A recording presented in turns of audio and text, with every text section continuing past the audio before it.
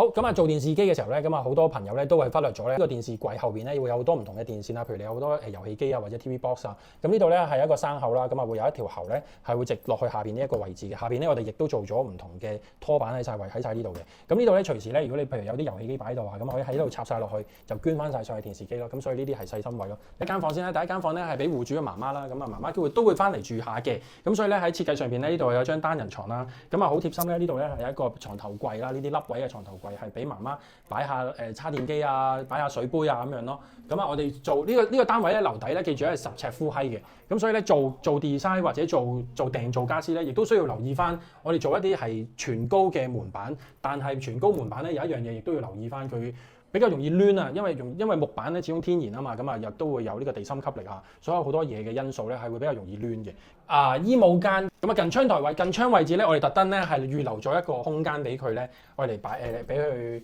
開窗用啊。有時換完衫呢度有塊鏡可以照下咁樣咯，細心位啦。嗱呢啲咧就係我哋做嘅圓角啦，咁啊唔會硬掘掘咯，呢啲圓角位置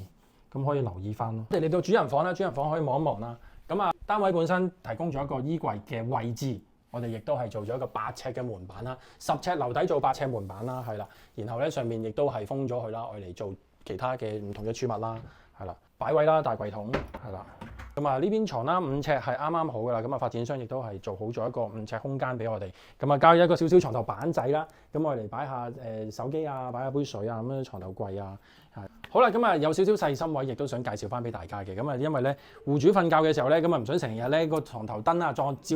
住個頭啊，所以咧我哋特登做咗一個45喺下邊射翻上去上邊嘅，咁啊呢個係一個細心位啦，咁啊唔會係咁照住個頭咯，如果唔係咧要長期玩電話都幾辛苦啊呢個位，反晒光。